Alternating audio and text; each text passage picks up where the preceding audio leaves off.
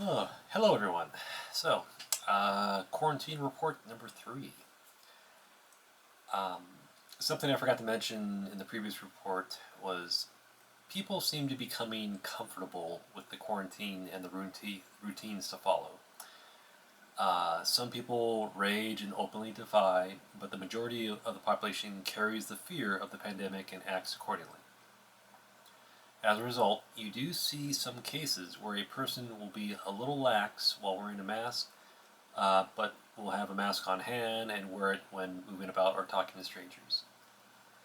However, uh, going to San Diego, we would regularly see people with no mask on, walking around the street, chit-chatting with each other, um, and even going into stores every once in a while. Really, it's a store where there was no, um, basically, they weren't enforcing quarantine on going into the store. So, really, like, there's only about 2 or 3 stores they would go to when we would go to San Diego. Um, so, like Sprouts and El Cajon, would occasionally see like one. And like there was one day like there was 2 people not wearing masks, and like there are 2 people who knew each other and they're just chit chatting. But otherwise, yeah, everybody's wearing masks, and the yeah, the Trader Joe's was very, and Grossmont was very good in making sure that everybody was maintaining like how many people were in the store, how many people in each aisle, that sort of thing. Um, the and as far as El Centro, Imperial County, what we saw uh, every now and then, basically a mentally unhealthy person going into Vaughn's, um, now like not wearing a mask, or just basically not following guidelines, and everybody was keeping their distance. But otherwise, everybody was maintaining and following that quarantine. Um, on television, SpaceX had a launch, and I found it fascinating because they were showing different areas of the launch site, and different rooms and facilities. So you could watch it, and they would have the main spokesperson, the main camera, and the little briefing area with astronaut Leland Melvin, um, and control center and briefing rooms, and people wearing masks, they're keeping socially distant.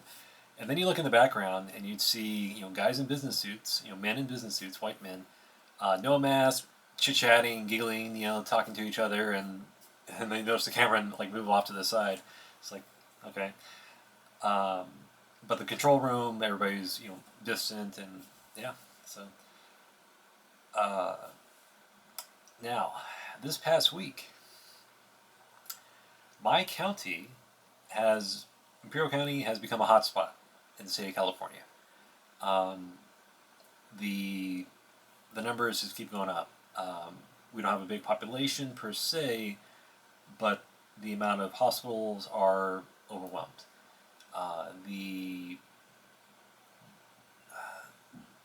let's see, the CDC has sent personnel down to help out. Uh, this week, Rachel Maddow showed 3 El Central Regional Medical Center hospital staff who were sharing their stories and just explained how they're overwhelmed. They feel worked to the bone. And one said she understands what it's like to have PTSD, just coming in, and the amount of people dying and having to deal with that death and devastation to families. Um, the President of the United States of America visited Yuma, Arizona on Tuesday, so 60 miles east of us, and the he signed a plaque on the border wall, and then went to a rally in Phoenix. Um, he had a roundtable discussion with Border Patrol agencies, and that was it. This Friday, uh, Governor Gavin Newsom has a daily press briefing, and he spoke at length about Imperial County and how our numbers are not diminishing. they're going up. Every other county in the state, including Los Angeles and San Diego, their numbers are maintaining or going down. He explained that because California is a broad and diverse state, it is up to the local leadership to oversee how they handle the quarantine. As a result, he cannot issue a blanket quarantine order. Each local municipality leadership has to look at their population and decide, how do we handle this? What are we going to do? And soon after that, the county supervisors had, he reached out to the county supervisors. They had a meeting, closed door vote, and declared that the county is continuing lockdown procedures. And Friday night, so this is all Friday, Calexico, the border city, had a tremendous amount of traffic going to Mexico. At one point reaching 7 hours of wait time. The border crossers were, once they crossed the border into Mexico, they were questioned by their military border patrol staff, who took temperatures, and 22 drivers were turned around because they were displaying COVID-19 symptoms.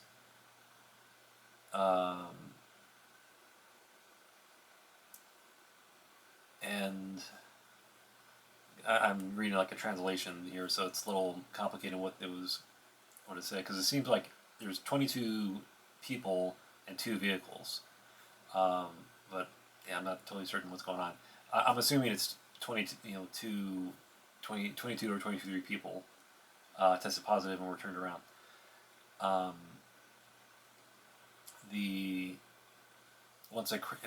Once they passed that initial checkpoint, they went further in, and then their vehicles were searched. And the reason for that is the local commercial entities have issued an ordinance that they cannot bring in beer that was bought in the United States. And I think in excess of 12 bottles. So several citations were issued, and the people who didn't have PPE, they were cited and then given PPE. Several cases of beer were confiscated. So I'm looking at 12 tickets were issued for transit, 11 sanctions for lack of covers, masks, 971 packages of alcohol were destroyed, which was confiscated from about 58 vehicles that were inspected. Saturday, El Centro City Council held a 3.5-hour long closed-door session discussing the pandemic and an action plan. And this coming Tuesday, there's going to have a meeting. Going online, the common refrain is close the border. What I am noticing and picking up on from the reports is the virus is going south. It's not coming north, and it's not coming from San Diego or Yuma, Arizona. It's locals. When Arizona opened up, a lot of people went there because they we want to get out, we want to go to the stores, we want to have fun. Similar with San Diego, when there's a lot of talk about the country's opening back up, and the different social circles were discussing who's open, where can we go, and going to the beach and stuff. The San Diego, their beaches opened up. They were over, they became crowded and immediately were shut down as a result. We went, my mom and I, on one of her medical trips. We bought lunch, went down to the Dog Beach area in Ocean Beach and or Pacific Beach. Yeah, I'm sorry, it's Ocean Beach at the end of the Interstate 8, and the beach parking lot was completely closed off. But people were allowed to walk around in there and take their dogs in, but just no vehicles allowed in, so to limit the traffic. And there was an on-duty traffic police officer there. the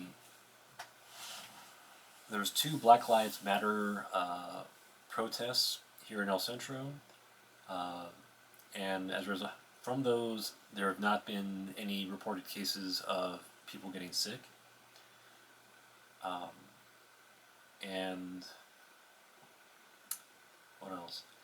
Yeah, basically it's a common refrain of close down the border, uh, but it seems to be a small segment of the population who is fixated on that and unsubstantiated. And it's just amazing the amount of detail people go into about how Mexicali, having 900,000 people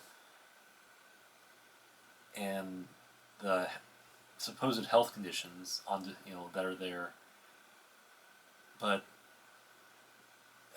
the recent cases that I know of, and so a friend of mine who's a journalist, he said that a couple weeks ago he decided he's just gonna go hang out with some friends, and they relaxed. They were not wearing masks, and he got sick.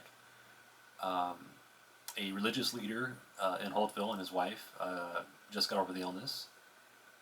And across the street from my house, a woman running a daycare center just got over the illness herself.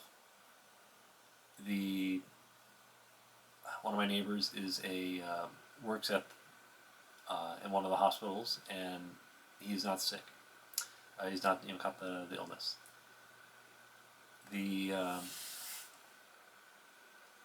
And just relating to others, what's going on. Something else. I rolled my ankle the second week of quarantine. Last week I was finally able to go for a jog. I decided to wear a paper mask while doing it and had no issues. I was able to jog 2 miles and didn't notice anything. Yesterday, Friday, I did the same thing. Jogged in the morning 2 miles, wearing a paper mask, and I was noticing some challenge with the air exchange to the paper mask. So next time I'm just going to switch to a cloth mask. But I had no issues jogging. And and I did that because of the complaint, wearing a mask, this and that, for extended hours, it causes problems. That's not the case. My whole family's blood type A, and my dad is asthmatic and diabetic. My mom just basically has a compromised immune system.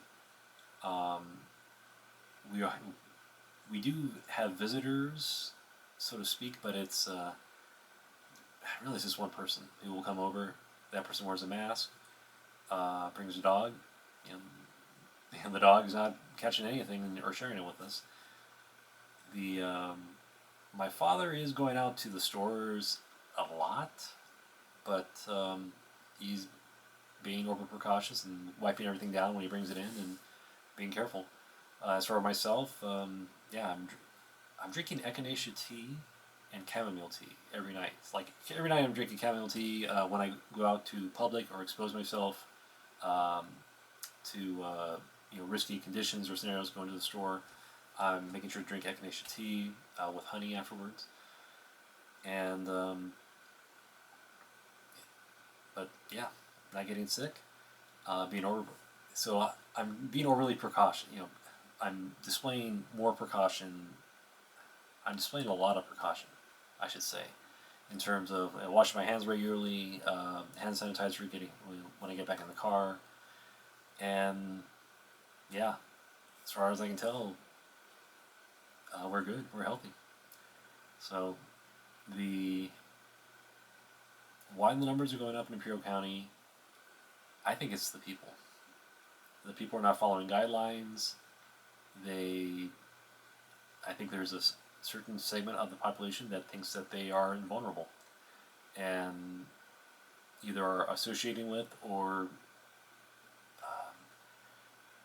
just not realizing that they need to practice safety protocols, and don't have enough redundancy built in to their practices to compensate if they do forget one thing or touch their face or what have you. So, yeah, it is interesting what's going on. When I started recording these, I didn't think like, oh, hey, we're gonna, I didn't realize we would make the news, but go figure, we made the news. And yeah, we'll see what happens.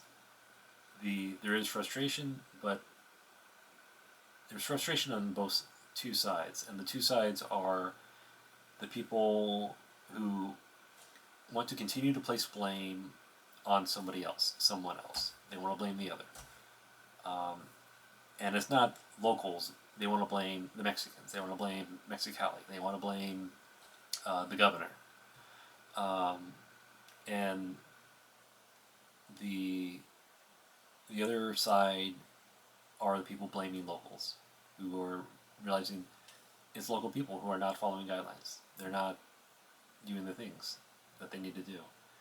They're not looking out for their neighbor. So we shall see what happens. But yeah.